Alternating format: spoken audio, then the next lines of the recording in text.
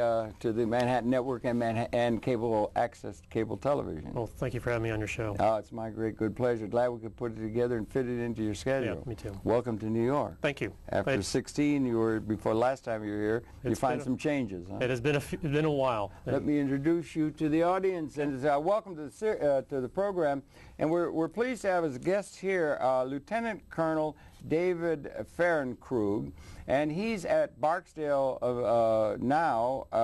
He's gonna fill that in with us, but he's a strategic thinker, but he's also taken a great responsibility within the Air Force for what, I don't know how we would term it, cyber warfare, and the implications of cyber developments on things military from a strategic perspective, I would assume. Exactly right. And he's got a very interesting story to tell, and welcome, David, very, very much to conversation. Great. I appreciate being here. We got a whole hour, thank goodness. There's a lot to talk about. There is. And you're going to give a presentation tonight in New York, and that would be enlightening. But would you share, just as we do on this program, in this series, your background? Born and raised a little bit. We'll wade into it, and then we'll talk about things military, strategic, and cyber. Well, very good. Well, I was a son of a Navy man, so I was actually born in Hawaii. But after 2 years, never saw Hawaii again until I was almost 40. But we moved quite around. But where I grew up the most was in Virginia, Hampton, Virginia. Right. Went through junior high school and high school in Hampton, Virginia. Your dad was stationed there or something? He was. He managed, my dad did one of those remarkable things and managed to find several assignments in the area so that myself, my brother and sister could stay in the same area for school and high school and all that. Yeah, because there's a lot of moving around sometimes with military, yeah. A tremendous amount of movement. And he was an officer and in the submariner, was he? He was a submariner. Uh-huh. And had a career of 28 years in the Navy. Admiral Rickover. He's associated with submarining. And President Carter, I think, also. Yes, that's right. Yeah, okay. But you were in a military environment at home and everything. That's exactly right. Okay. So it was kind of natural. You went to school, grade school and high school there? Junior high and high school was in Hampton. When did you get the idea, or did you have the idea all along that you wanted to go military? And was your dad disappointed when you didn't go Navy rather than went Air Force? Or what about that decision? I knew for a long time that I wanted to, probably going back to elementary school, that I wanted to go off and fly. And so, and when I looked at it, I was kind of a logical kid. I looked at how would I get to fly, and Air Force looked like the most logical way to do that. They do have a lot of airplanes, I understand. Do. Yes. There's something about that. And cutting-edge airplanes. Very leading-edge airplanes. Yes. Now, when it came down to decision of go Air Force or Navy, I was applying to the different academies. So I had applied to Annapolis and applied to the Air Force Academy. But it was interesting back then when I was applying, my decision to go towards the Air Force was more towards family. I'd seen my dad, who was in the Navy, deployed regularly, going out to sea for a long time. And my thought was I'd want to have a more stable family life by going into the Air Force.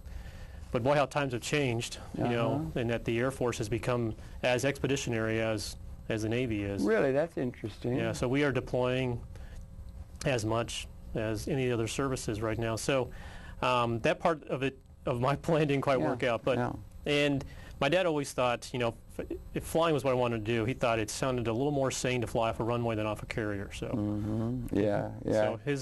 so there wasn't really much controversy, and I think he was just proud of the fact that I wanted to go into the military. So could you share a little of your advanced education? Sure. Yeah.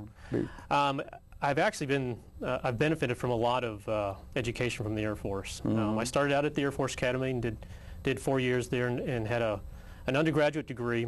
My Bachelor of Science is in Aeronautical Engineering. And I was fortunate enough to receive a scholarship from the Air Force Academy, and I went off to study at George Washington University as a lieutenant. So as a second lieutenant. In St. Louis?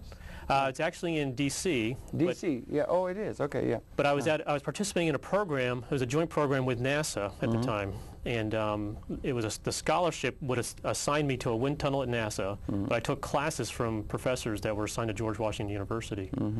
So it was a great opportunity to get a master's in aeronautics and actually get practical experience working in a wind tunnel. Okay. And it's all interesting.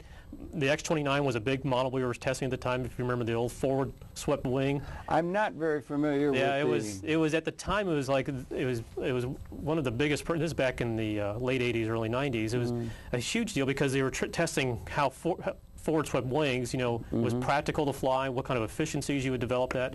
There's less drag associated with a forward swept wing. So we did a lot of wind tunnel testing on that. We were also testing at that time, we had the YF-22 and the YF-23 models come through our tunnel for some of those final stages of wind tunnel testing. It's testing the low speed characteristics of the airplane. So it's interesting. You were doing that. You were in the military. But in an educational context. Yes. But one would think Boeing or the people that produce airplanes and so forth would be doing a lot of that testing, but the Air Force has a hand in at the testing and design level? Well, the NASA did, because NASA had the tunnels and the facilities to do that. Yeah, okay, you're right. I'm not sure how that, you know, then as a lieutenant I didn't really understand the relationships between the organizations. I just knew that I got to work on doing the testing, run the model up and down through the different angles of attack and things like that. And you've had a lot of airtime. Right, because after I finished graduate school, I then went off to pilot training. And then I finished pilot training. Pilot training lasted about a year. And I finished pilot training and was reassigned as an instructor. So I stayed on to instruct for another almost 4.5 years. Where? I started at Williams Air Force Base. And where that is? That's Arizona. Arizona. Warm. It was a beautiful place. Yeah, right. Very, very nice place to be stationed. Unfortunately, that base is now closed. Part of the realignment and closure that we went through. Yeah, there was a closure of a lot of bases recently, a few years ago or something. Back in the mid-'90s, we were doing a lot of realignment of our infrastructure. Does that reflect a cutting back on the amount of the GDP or whatever we measure it that goes for things military or not? Have we cut back on that? Or where do we stand in terms of that? In the terms of the Cold War, and we're going to want to talk strategy, because I know you took a doctorate, I believe, yes, that's correct, in strategy or in political science. Yeah, that was a little bit later on, but yeah, certainly I think at that time the militaries across the board were looking for more efficiency, and the Air Force in particular. And I think the interest was really in, we have a lot of infrastructure that we've built, a lot of Air Force bases, a lot of buildings. Around the world? Around the world, literally. Yeah, those SAC bases and so on. So how can we, if there's a way we can realize some cost savings by consolidating some of our missions and some of our bases, and so that was, I think, the intent behind those realignments. Was there a change, and maybe we're getting over towards strategy and so forth, was there a change in thinking about you needed men on the ground with boots on the ground and so forth, kind of geostrategic thinking, to where we can be more technologically oriented and efficient and lean and that kind of thing that was characteristic of the decision making at the higher levels of military decision making? Yeah, that's hard to say back then in the at that period of time. Yeah. I think let's say pre 1989 implosion of the Soviet Union and that change. Yeah, well, has there been a change at the higher levels in terms of the military mission as they see it? There's been a move to make all of the services, the Air Force in particular, to make us more expeditionary, and that is... Does that mean you're going to go abroad? Well, what it means is we don't have to maintain a forward presence all the time. So that if, I don't remember the old days I think it was under President Carter when we had the quick reaction forces. Yeah, rapid reaction forces, where, so the idea behind an expeditionary force is that we don't have to always maintain huge infrastructures everywhere, but we can take our units, and as the mission dictates, we can piece together different capabilities. And so being adroit at setting something up quickly? Absolutely. And in fact, it was kind of the model we used in World War II. All of our squadrons were expeditionary squadrons. Okay. And then they would assemble in accordance to whatever the mission that was required by the combatant commander at that time. So in a sense, it's kind of recapturing that expeditionary mindset. And moving out of, in the Cold War days, it was all about how do we get a huge forward presence, in that kind of the containment strategy of how to keep George Kennan, keep communism contained. So that required a lot of infrastructure on our part, a lot of bases to maintain, a lot of forward presence, and actually a lot of force structure. So we have fewer bases now? We have military presence. We're up in the stands now and so forth. In terms of the overall military presence, we do. And the question of some people seeing we have maybe too much military presence, almost imperial, and the way they see some people, and then that's going to get over into your dissertation. I saw it was written on nationalism in the age of imperial control or expansion. That's something we can get over to. It's an interesting question that really is important. It's in fact it's highly under debate right now. What is the impact of having American troops on foreign soil. That's at the root of discussions that are going on about Iraq right now and whether we should be withdrawing down our force. There's one side that will argue that the presence of U.S. forces in Iraq looks like occupiers, and that is could be a cause of why there's unrest, why there's an insurgency, why we're having the conditions we have now. How would we feel if there were Iraqi soldiers in the United States? Right. I mean, and it's a disbalance in terms of the power and ability to project power in the world that is a major problem confronting mankind, I guess, or how to deal with that. Right? Well, and that's so that argument on the one hand for our presence is actually causing. Then there's the side on the other camp that would argue that, well, you need forces there in order to contain the violence, in order to provide security for an emerging democracy or emerging country like that. But what you raise there is an interesting point, is can you project power without physical presence? And so the Navy's been doing power projection for hundreds of years. Since the Jefferson went and did the Barbary Pirates. Right, back and the Great White Fleet, the whole concept of the Great White Fleet under Roosevelt was to project American power across the globe. And we were following in the footsteps of Britain, which had not any sun setting on its empire. Right. And it was all sea power, McMahon and that kind of thing, projecting that. That's right. And you got sea power. Now we got air power after Mr. Mitchell and so forth. That's right. And so that's a new thing. And we got cyber power, which is something new that you're taking a hand in we want to get to. But we're still following you had all that work and so forth. You went to Chicago and did a PhD. I did. So that was after that. From that was more recent then. Right, because I followed after my initial master's degree. I flew. I was an instructor pilot for a few years. And I went off to fly the F-15 C model for a couple assignments, and then I started on another school track. So the military sends their mid-level officers, their majors, off to a school. It's command college essentially, and I went to the Air Force version of that school. Is that like War College? It's command and staff. So it's where War College is teaching senior leaders, your colonels. This is a command and staff college preparing officers for that mid-level tour where they're going to be going and working as a staff officer. Okay. Or eventually to take command of a squadron. But I think people who are marked for, let's say, possible general officer or something like that go to a war college as a matter of course or something. Same in the Air Force? Yes, typically. Have they put you on that fast track? Or are you not sure? Yes, it's not a guarantee just because you've gone to war college that means you're going to become a general officer. Though, in order to become a general officer, you will have gone to a war college. Yeah, generally. How we get to the general officer level is it probably becomes very involved in politics and in strategic thinking, I would think. There is some of that's involved in understanding. And did you get training in that when you were at Colorado, or in the Air Force Academy? Was that part of your training? A lot of what you get trained at the Air Force Academy is just really basic officership. And initial leadership skills. So teaching you how to be, at a very early age, 20, 21 years old, learning leadership principles, getting the opportunity to practice those while you're at the Air Force Academy, because they put you in, give you responsibility for other cadets who are younger than you, and so you get a chance to actually Plebes.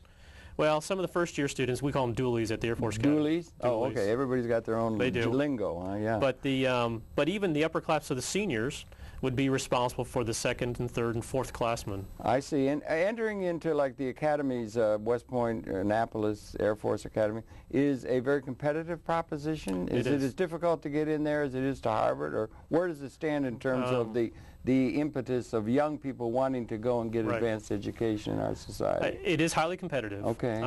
I wouldn't be able to speak how it compares with Harvard or not, though.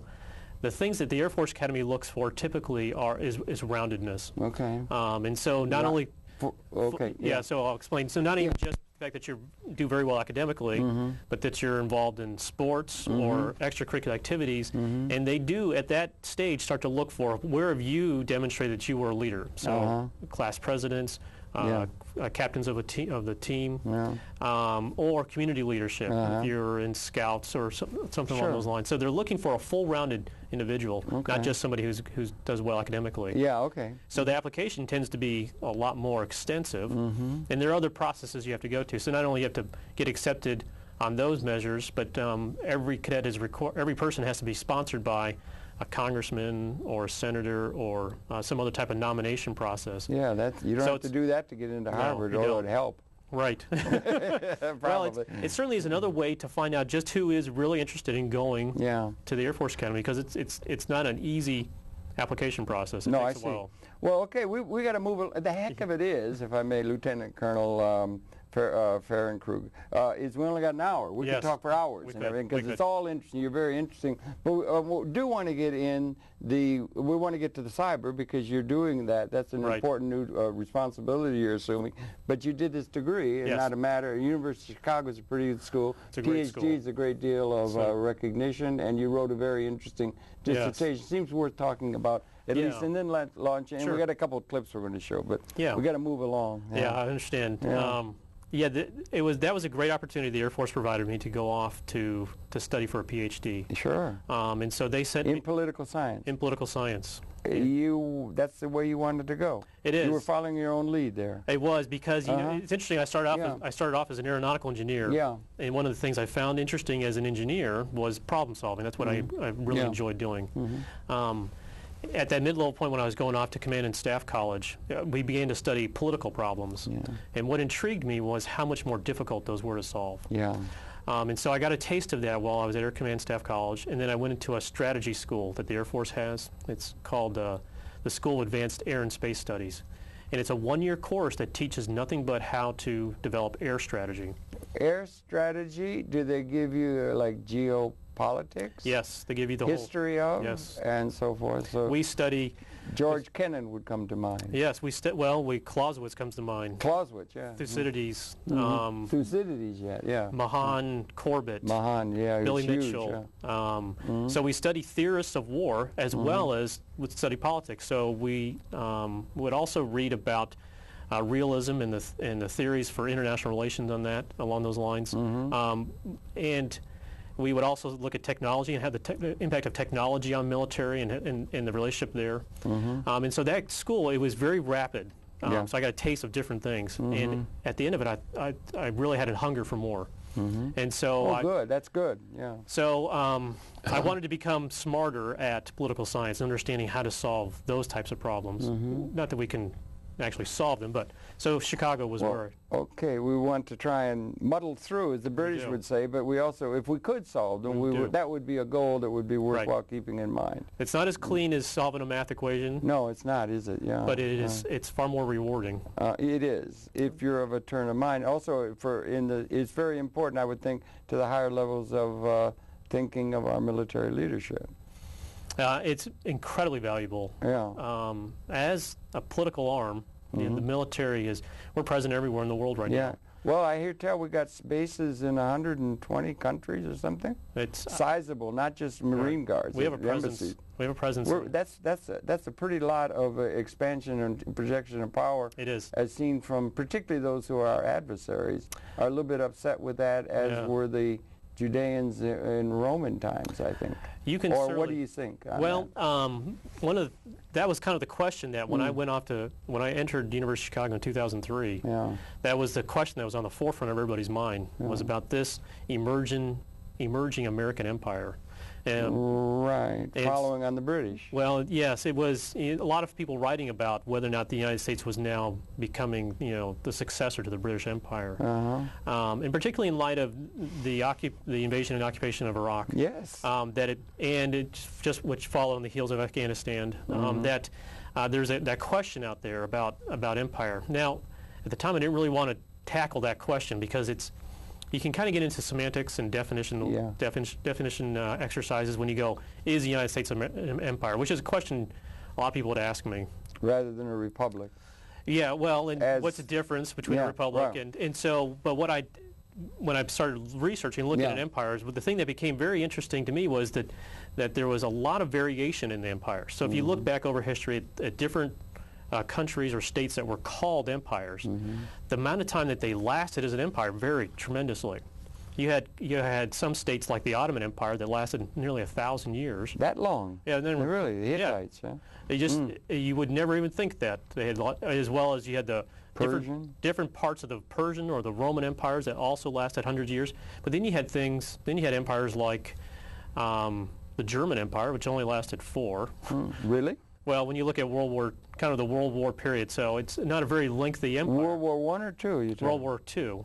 But say, so it's broken down. Nazis. Yeah, the Nazis. Oh, well, yeah, that was something else. Yeah, and so there was tremendous variation, and no one has looked at why. Why would, and so the question was, why would one empire last longer than another? Yeah. But is there something that the empire does that allows it to last longer? So I began to explore that and to look at what are the variables that affect the length of an empire. You would have, say, sub-empire national feelings that came out after the French Revolution and American Revolution, well, and signaled to a modern world as such as we've inherited. It would seem to me, historically.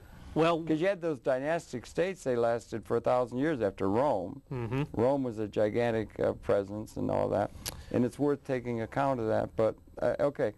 See, the hell of it is, it's too damned interesting, isn't it? It's a great topic. We were all George Kennan, containment, Mr. X article during the 50s and so forth, containment and that. Who are we all now? Who is there one in the realm of economics that'd say we were all Keynesians at one time? Who are we all now? Who is our George Kennan that's going to bring a defining interpretation of appropriate strategic thinking for the planet at this particular time? Who's our leading voice in your view? Or who do you hearken to? Well, that's a... Or maybe it's not fair to ask. We don't have to. That's a loaded question. I would like to know. Yeah, I would too. It's interesting because, you know, and this is just conversation. Yeah.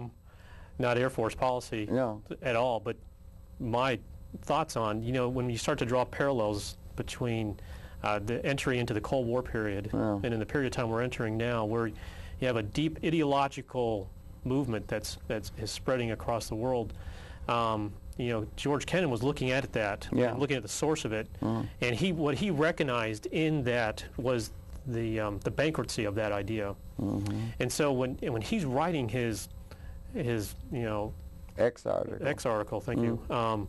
He's recognizing that he said, you know, he said this isn't going to last. It's a bankrupt idea. It can't last. And so it's not worth expending blood and treasure on trying to defeat it, because it's going to defeat itself. Yeah, and it did. So all you need to do is contain it. Yeah. I think sometimes we got nervous about that. We thought it was actually going to take us over. And there was 50% of the world was reading Karl Marx. Right. And the socialist idea and the critique of the capitalist, with all of its, from Dickensian William Blake times on, where some few people control everything, it seemed, and you didn't have a real operative democracy at an economic as well as political level, still might be a challenge, perhaps. I mean, as far as the mass of the world, whether we have a system that's really in place to optimize the participation of everybody is a question that's before our leadership now, I guess. Constantly. Yeah. Constantly. Yeah. And that's the history and nature of democracy, because there is no pure democracy. We're always working under some form of democracy, representative in almost all cases. Did you read much poetry or anything like that? James Joyce had Daedalus say, "History is a nightmare from which I'm attempting to awaken." Do you think things are getting better through time? Through our technological extension and so forth? Something worth thinking about from a military perspective. Yeah, I don't know if I would ever characterize as things getting better. I think things are getting different. And so what we find is that we have either new ideologies or new methods of conducting warfare, because the one thing that I think remains constant is the nature of man. And so the nature of man isn't going to change. You don't think? No. That's, you know, it's just my personal opinion. So if that's a constant, then what we see changing is the methods or the ways that man can continue to act out his nature. Then it becomes very interesting in terms of people's various interpretations of the nature of human nature. And there are different interpretations of what human... If you are in a situation where there is plenty for all, you have different human behaviors than if there's terrible scarcity, for instance. Right, correct. You know, so there's a difference there. The hell of it is too interesting. I'm glad you wrote that paper. Your paper, your dissertation, was done, and I could just share with you, I did a dissertation on the Tiwanaku, which was an empire that held sway for a long time. Actually, they were there from about a couple thousand years up in the Andes, and they extended their sway all the way up to Venezuela and only went into decay 100 years or so before the Incas arrived. Wow. And Pizarro. Wow. And so that was a very important foundational Yes. culture Yes. that was part of that. So I was interested in the idea of empire, Yeah. but that's a very ancient model. Right. But there are others like that. But now, so that's a really interesting thing we could talk for hours about. Yes. But we have to move along. We got a couple clips. And Yes. also, you're now at Barksdale. Right. And you've assumed a new responsibility, if I may, Sure. for what is called cyber warfare. We've talked about land, sea, and air, Right. and space warfare. Now we've got cyber Right, warfare. right. And this is something that you're focusing on. And Right. maybe you could address that. And we could go in great depth on all of those subjects we were talking about. Right, But right. maybe you could take us there now. No, absolutely. After graduating from the University of Chicago, I went to 8th Air Force. And at the time, I probably knew about it as much about cyberspace as probably most listeners or Yeah. you or I, just every day. You hadn't studied. I'd never studied it. Yeah, I knew there was a word out there, but never really ran across it. But the Air Force changed its mission statement back in 2005. And they added the word cyberspace to it. The secretary was somewhat prescient in understanding that this was a domain that we were going to be really concerned with. Who was operative in changing the Secretary word? Wynne. Secretary Wynne. The current Secretary of the Air Force. Okay. And as he changed the Air Force's mission statement, he added airspace and cyberspace. Okay. Interesting. What year? 2005. Just yesterday, really. Yeah, not too long ago. Yeah, they're finally catching up with that in a way because Right. it has great military and strategic implications. And that's kind of where I enter in the picture, is that now following that, now the Air Force is trying to decide how they're going to organize and train and equip if they're going to protect this aspect, this new domain or this new aspect of warfare. And so I was kind of given the marching orders from the general officer that I work for, Lieutenant General Elder. He was given the marching orders from the Secretary to figure out how to operationalize it. How do we conduct warfare, in a sense, in this domain? Or how do we defend this commons that we're now using a lot? And he looks at me as a strategist and says, okay, kind of you develop a concept of operations, develop the way that we would approach this domain from a warfighting perspective. Okay, yeah. And interestingly enough, I had to go find out what cyberspace was. Yeah. And that's usually my starting point for almost anybody I talk with, is to make sure we have a common understanding. It's kind of like empire. You might have a certain idea in your mind what an empire is, and somebody else says, well, an empire is anybody who wields economic power over another. Also, I'm not so sure it's a fixed lodestar in terms of human nature. Well, that's probably true, too. That may be more malleable than we think, given the economics, political context. But sure. Anyway, so cyberspace was also not well understood. So my first task was to go on and figure out what we meant by cyberspace. And that started off with really a definition. Do you have it in your head? I do. Okay. But I'm not going to tell it to you because, and the reason I don't, I used to. Teach. Yes, exactly. I teach it instead of giving, because definitions, as we know, are always argued against, or they're controversial because people will pick at certain words. Right. So instead, what I do is I explain and give characteristics of what it means.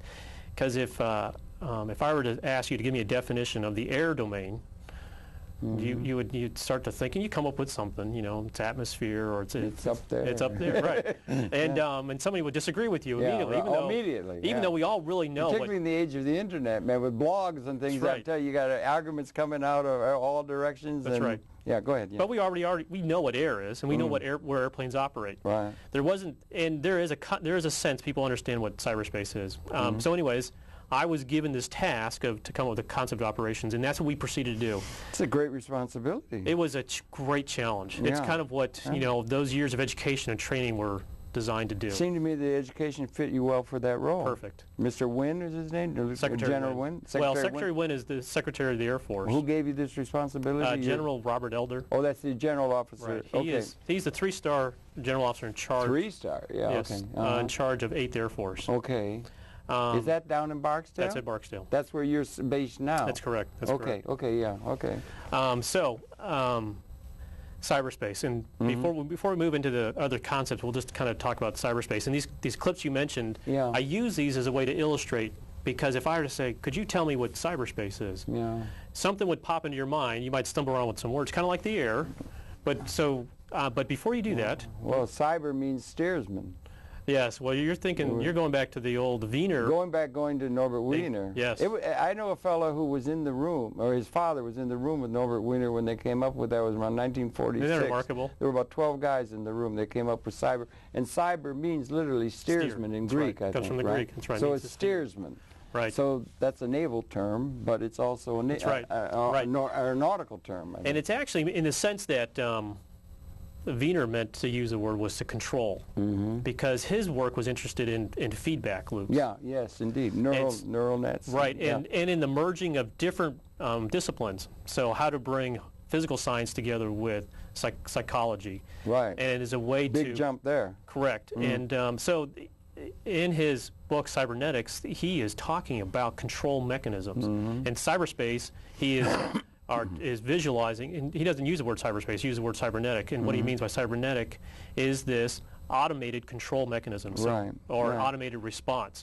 So while we might have human automated responses, there's also mechanical responses, and then how do you feed those into a loop? Yeah, and it's getting more and more sophisticated, I mean, with the whole computer development, but the term cyberspace really came out of Neuromancer. And that was in that context, the word was used more as a virtual place, something that didn't exist anywhere except in your mind. It was something that it could be represented in an artificial way through a screen, but it was actually what occurred in the mind. And you're supposed to do that operational? Yeah, well, see, that's a challenge. Neither one of those are sufficient. So what? So what I'm going to do is, if we could maybe cue up the first. Yeah, we've got a couple of clips here, a couple of minutes long. And what I'll do is we'll run these clips. Yeah, okay. And then I'm just going to ask you what you noticed, because what I'll tell you is these clips are representing or illustrative of cyberspace. Okay. And then I'll ask you to identify for me what are some characteristics of cyberspace. Okay. Well, then if we could set it up, I hope they got it running. It's running off a little scan disk. I couldn't believe how efficient these people are. But let's see if we can run that piece now. We're talking with David Fahrenkrug. Nearly 7 million Kenyans own a mobile phone. That's 1 in 3 of the adult population. Across Africa, there are 100 million. And the continent is the fastest growing mobile market in the world. Okay, so Kenya, like the rest of Africa, is going mobile phone crazy. So what? Well, some people think the technology could transform this continent, allowing it to skip an entire stage of the Industrial Revolution. I've come to see the launch of a service that lets you send and receive cash using your mobile. Select send money, and it asks me for your phone number. Let me send you 500 shillings. It's good enough that for me. should buy you some lunch. Then I press OK. It shows me that it's sending, and it's confirmed. And it actually says 500 Kenyan shillings sent to you from Catherine. Once it's on the phone, you take it to a cashier, give them a PIN code and get your money. In a continent where bank accounts are scarce, the impact will be revolutionary. And not just there.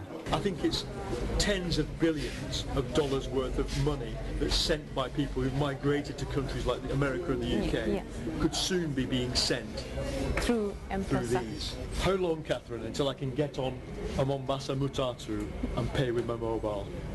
We're launching early this year. Really? Early this year, that was a trick question. Really? We're launching early this year, yes. You're going to be able to pay on a Mutatu with one of these? I'll just pay him 50 shillings from my M-Pesa phone. I send money and he'll be able to receive the M-Pesa value on his phone. It's just absolutely mind-blowing, the implications of it. Implication 1, within months, huge volumes of cash will be flying around Africa that were not before. Implication 2, we'll all soon be using our phones as wallets, and it's been pioneered in Africa. 500 Kenyan shillings, thanks a lot, bye-bye. Hi. That means for farmers like Benjamin Ikombo, getting a fair market price for their crops is crucial. Up to now, he's been at the mercy of the middleman, but not anymore. So now I can just get prices straight from the mobile. Now, for example, I've now written the word tomatoes. Yeah. Then I send the message. I see. To the network, see whether we shall get the answer. I'm going deeper anyway. There you are. They have answered. Let's so check. now it's giving us the price. It has given. Let's see what is there now. in Nairobi, it is 2,350. And Kitale, we have 1,000 Kenya shillings. So there's a massive price difference. It's very massive. Where we can see Nairobi, it is twice as much. Before this service started, he wouldn't have had a clue about the price. So, almost overnight, there's a radical change in the economics of farming. This has become the middleman, really, hasn't it? This is my middleman. I do not have to depend on. We head down into the Great Rift Valley, not the tourist bit full of safari jeeps, but the bit where the Maasai scrape a living on what's left of their ancestral land. You're going to see the bottom of the valley, beautiful acacia trees. These are acacia trees? These are the acacia trees, yeah. Well, this is incredible. I'm right at the bottom of the Rift Valley, and not only do I still have mobile access, I've even got the mobile internet, so I could Google anything I want to know about this place, and soon so could the people who live here. This is where Daniel had brought me to see how people live untouched by telecoms. But things have changed. Hello. Fine. I'm Paul. I'm Lucy. Nice to meet you. Does anybody around here have a mobile phone? Yeah, I have one. You have one? You bought a mobile for the herdsman? Yeah. And then I talk to him. When I'm verified, tell him, hello, how is my cattle? How are my goats? And he says they are very fine. They are very fine. And they can speak in our mother tongue.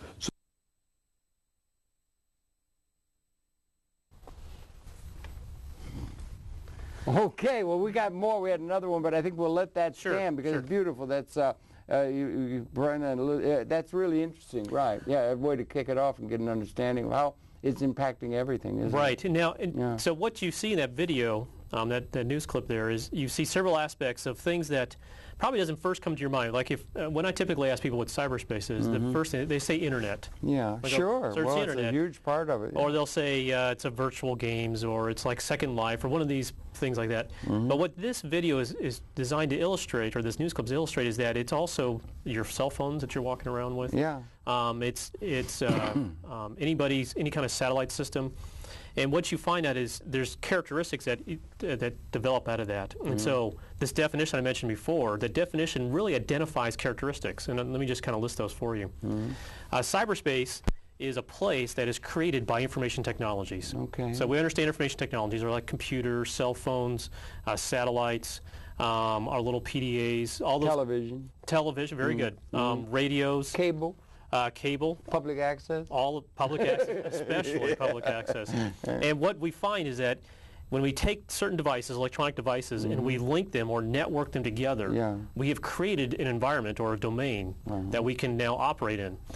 And so the characteristics are electronics or electronic components, some type of energy to transmission line. So you think you have fiber laid on the ground, that's transmitting electromagnetic energy, so all the information is moving along this electromagnetic energy. You can also do it through waveforms, so through radio waves or through even laser beams.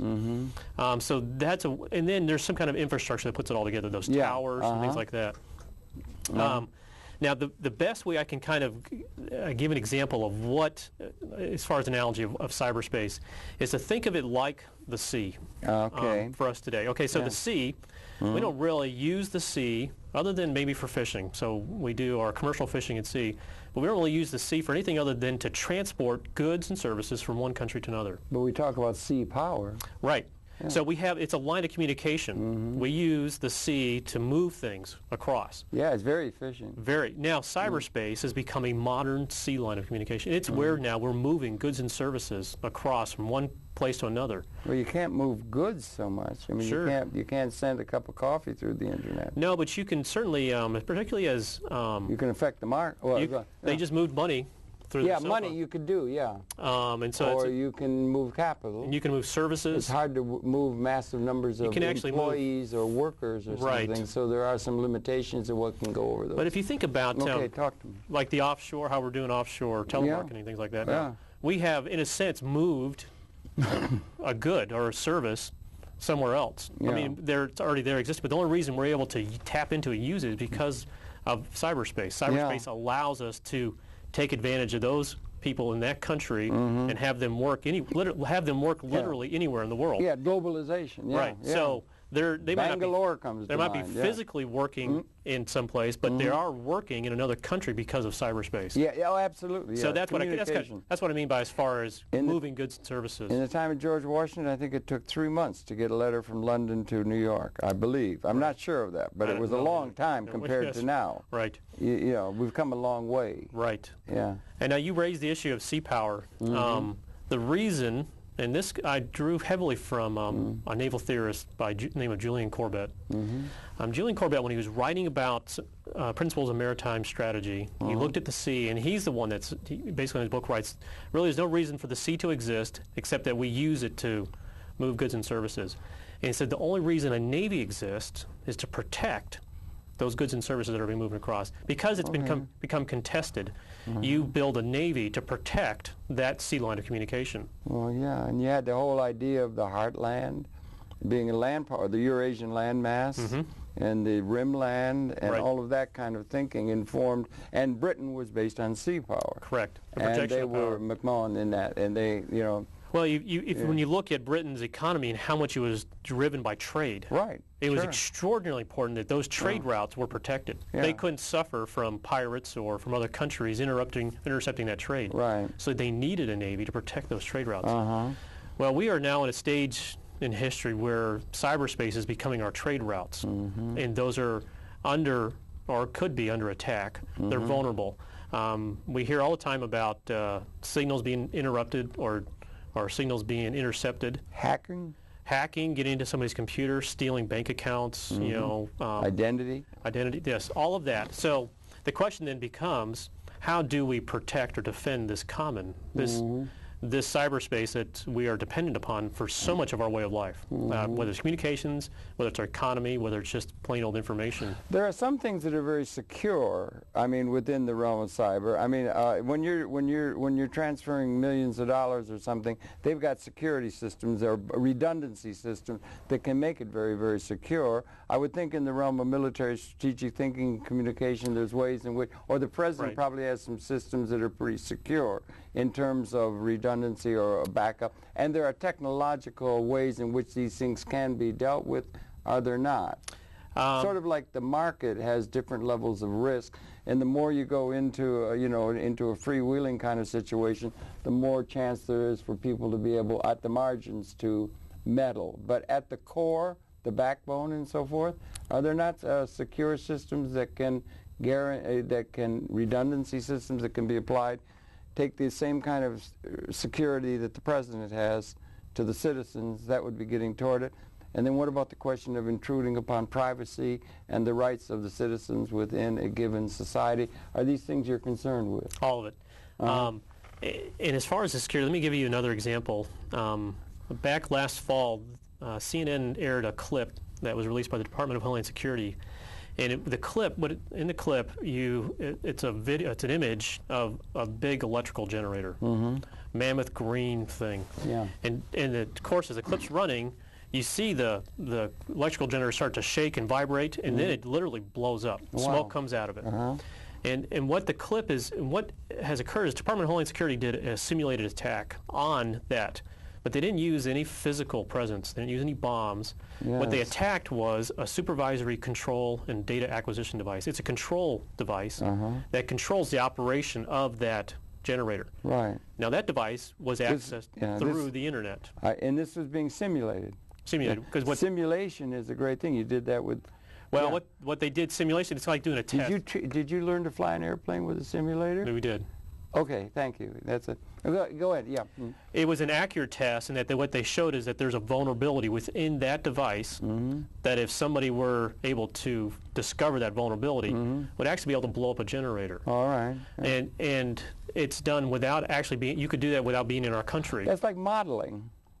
Or it's it's doing an exercise or a test. Doing an exercise, but it is the thing, you can project, you can make a model that is it's not real, but it's a thing where you can test things. Well, like for instance, we have weapon systems that are terribly destructive now.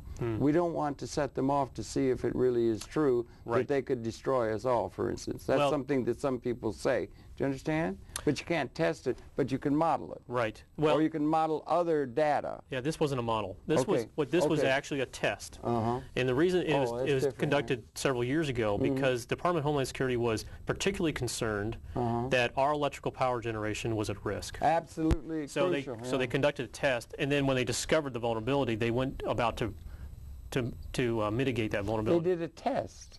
Actually did a test. So they basically... Okay, that's an interesting distinction. I can't quite understand. How can they do a test without then having the system go wacko? Well, they actually blew the generator up. They did? Yeah, actually it's no longer... And did they get a brownout or a blackout? No, it wasn't connected to anything. Oh, it wasn't connected to anything. Right, oh, I see. That's a different thing than a model. Right. I mean, a model is just on paper or in a computer program. Simulation, right. Yeah, right, that kind of thing. But the other thing, it is connected to reality. Very much That's very interesting, the way in which you get from the model or the abstract or the ontology, as it were, from a model to something that's not, like I use that example, people saying, we can, and we don't know if it's really true or not, apparently weapon systems that are getting, since about 1970, are species lethal. Now that's something, if that's the case, if they were to be unleashed, is terribly disquieting existentially for the Homo sapien line. Right. But we can't test it, and we can't go along the line of extending the model out toward reality within a certain contained condition, and you have this, you call it testing. Well, this case... Do you understand what I'm trying to say? Yes, I do. How do you get from the model or the ontology to the reality, and how far along that gradient can we go with different scenarios? Right. Well, in this case, either positive or negative. This was not something they actually had to theorize about. Okay. This was an actual supervisor control and data acquisition device, an actual control device, an actual generator, an actual computer hacker. Okay. So what they did is they were basically evaluating. It'd be like if somebody were going to go and hack into a bank and see if they could download some money. It was that kind of a test. Oh, I see. Oh, I was thinking of a different, I was thinking from the level of people responsibility, you're talking about like a criminal thing. Well, no, it could be, well, or just felonious, or just... terrorist. I mean, terrorists, yeah. Who would be more interested in blowing up a generator than some other state or terrorist organization? Right, that becomes part of warfare. Right. Yeah. And so what that is demonstrating... Particularly if you link it to public relations or public sentiment and so forth. And scenarios and narratives that are being advanced in the public mind. Right. If they're so it's like an ad campaign or something. If they're able to create that sense of terror. The Department of Homeland Security, the whole reason for, I think, for releasing the video and making public awareness of it is, again, to increase our understanding that we have this domain, this place, cyberspace, that is critical to the functioning of our country, but it has vulnerabilities. Is it similar to electricity? Or do electricity... Electricity is required. Yeah. Because we need energy. But I mean, like the grid and the security of the grid. If you have if we had a massive blackout, everything would come to a stop if we didn't have electricity. Do you understand? Yes, absolutely. So it's along that line in a sense, right? As a network. Well, it becomes a target. It's a potential target. Yeah. Oh, in that sense, I see. You're thinking militarily. I was thinking more philosophically. In that sense, the reason the generator is. This is a significant kind of scenario is because that's a potential target for either a state or a non-state actor that might be interested. Another would be like our oil refineries. Yeah. Increasingly more so, oil refineries, massive complex of plumbing and pipes and valves. Yeah. In the past, those were all controlled through wires running off to them. Yeah. More and more now, when they have to replace that infrastructure, they're putting wireless devices on all of those. So a lot of wireless signals floating around that, unless proper encryption is done or security procedures are done, those are interceptable. So you can intercept a signal, wireless signal, and do what manipulate it, change it, jam it, control the valve if you'd like to. So it now puts oil refineries have vulnerabilities that somebody might want to exploit as a target. Well, we would want to do that when we were fighting in the Second World War. We want to bomb the refinery if we could with a B-52 or something, or whatever the airplane that's exactly was right. of the day. At those times, we were using just these dumb bombs to try and blow up those same targets. Today, those risking life and limb of the brave people who were doing things on all sides of defending and advancing. That's right. Yeah. Okay. Yeah. So today, those targets are now accessible through other ways. So you can now attack those targets with other means. With cyber means? With cyber means, yeah. that's right. So what that raises, particularly for the military, this goes back, now going back to Corbett, that means we need to begin to develop our means for defending those systems, our defending cyberspace. We all have an interest in that, do we? We do. Yeah. And you mentioned earlier that, well, don't we all already have security measures in place? A lot of our security measures we have in place, they vary. Really? They vary on the company because companies have a vested interest in protecting it. They depend on the military or whatever government agency is running that system. So there's not a, if you think about our air defense today, that's in the realm of the military to defend and protect our airspace over the United States. Sure. It's not the FAA's job, it's not United's job to protect the airspace. I wonder what happened on 9/11. Don't want to bring it up, maybe. Yeah, that would get us down another rabbit hole. Yeah, right. You're right. So, you're right. The idea with the cyberspace is, though, because it crosses so many different realms. Yes, right. And it's so crucial now. It is so crucial. Even down to cell phones all over the world. That's exactly right. Militaries depend on it. Our economy depends on it. So there are a lot of shared responsibilities for defending it. But what's important from a strategy perspective is how do you approach it in an offensive and defensive manner. And I'll give you an example. Yeah. End of World War I, the French came out of that war realizing that they didn't want to engage in that type of warfare again. Mustard gas. And so what they developed was a big wall to keep anybody out. Maginot Line. Built a huge wall. Put a lot of investment dollars into building a wall. This wall was designed to keep the Germans out. Except that in 1940, it didn't work. And the reason it didn't work is because the French had decided that this Maginot Line was a defensive strategy. Really all it was a single capability. A strategy means that you do more than just one line of defense. You actually have backup. You have layers of defense. Because you have redundancy. You have a strategy that's involved with how you are going to defend yourself. Don't they have that in cyber systems, redundant systems? Some do. I mean, no, at a design level. No. No, really? Okay. Increasingly more so. But you have a lot of, if you go back in the history of how the internet was designed when it was built, the days of DARPANet, when it was a research mechanism, the whole purpose of that network was to transfer information as freely and easily as possible. And able to survive an atomic blast. If something was done, so if one net is put out, there's alternative way to get the vital information. You can't take the network down. So you can. But the idea, though, behind everybody could get access to the information. Right. Well, we're democratizing. Well, at the point we are today is we don't want everybody to have access to every piece of information. Right. There's some information, nuclear command and control, we would not like our adversaries to have. It's hard enough one person has a finger on that red button. There's different layers. Let alone everybody. your bank account, we don't want everybody having that piece of information. No. So the approach, there's a mindset shift. Instead of making an architecture that is completely open and available to everybody, is you have to now design in defensive strategies. Which information should be allowed for everybody to see and which information needs to be highly protected. How do we distinguish? I mean, within a democracy and an open, we use the term open society and a democratic society. Well, I think there's two. Do you understand there's two things dimension of that? One is there's personal information we always protect, right? Your personal, unless you're a public figure, your personal information we'd like to protect and guard. Then there's security information. So this becomes political as well. It's not military only. I mean, it's not your military. Right, but from a security perspective, there's information that we absolutely cannot afford for some other nation or adversary to know about because it's going to put our country at risk. How deep is that? How open can a society, or transparent, or with sunshine laws, can a society be? One would want to have it as open as you possibly could in the name of Jefferson-owned democracy. I'd agree, but I don't think that everybody in our country should know the access codes to the electrical generation. But that's the kind of information. Or the red phone. Or the red phone. Or the oil refinery. Anything. So those access codes should be heavily guarded and protected because those are vulnerabilities that could put all of us at risk, not just one person or individual. So deciding and determining which pieces of information need to be guarded and protected is a very crucial decision. Okay. But then there is a piece that goes into how do you defend it from an active defense method. Means that is, if somebody is showing aggression against your system.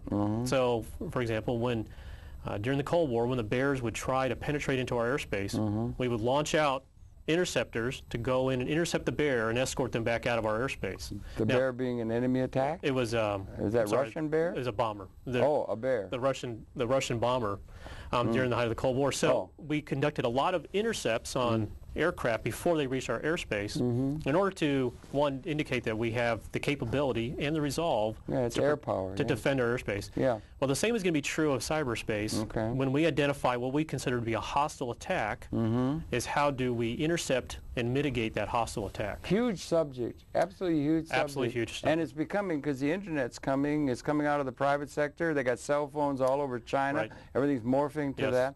Now, you say the military is doing that, and there's also, that's a concern of the entire society. It is. That's a very important question. It is. Barack Obama wants to see as much possible transparency as possible in the governmental process, and there's a danger of a few people taking dictatorial control and extending things. That's a problem that has to be guarded against at the political level, I guess, right? And that's independent of cyberspace. Yeah. That's a problem just And then we had the always. final problem of how are we going to, what is the operating manual for Spaceship Earth at a systems level that includes the president and all the political officers and the private sector and the citizenry all being involved in a liberating context, which is another challenge that's open and has been part of the evolution of human affairs.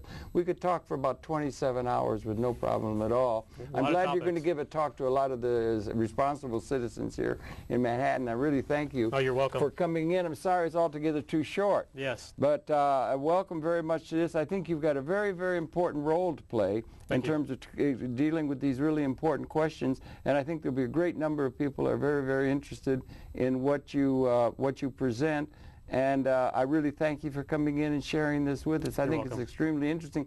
We ought to stay in touch. Yes, absolutely. I mean, we could be in touch by Skype.